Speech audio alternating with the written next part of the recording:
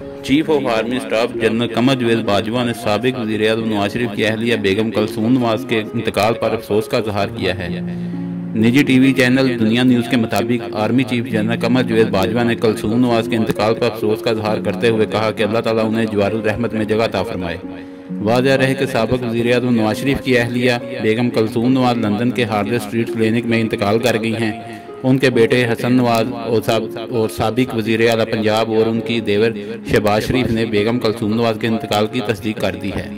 निजी TV channel समा news के मुताबिक लंदन के हार्ले स्ट्रीट क्लिनिक में ज़ेर इलाज साबिक वज़ीर-ए-आज़म की अहलिया बेगम कलसूम नवाज की तबीयत गुज़श्ता रात एक मरतबा फिर इंतहाई तशवीशनाक हो गई थी, जिस पर उन्हें आज बरतानवी वक़्त के मुताबिक 10:30 बजे वेंटिलेटर पर मुंतकिल कर दिया गया था, जबकि डॉक्टर्स उनकी सेहत के हवाले से कुछ नहीं बता रहे थे। तहम अब हसन नवाज शरीफ ने तस्दीक की है कि उनकी वालदा इंतकाल कर गई हैं।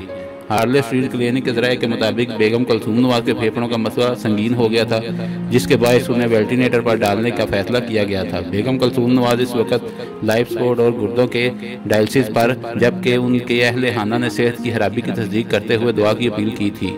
तहम अब वो हम में नहीं रही।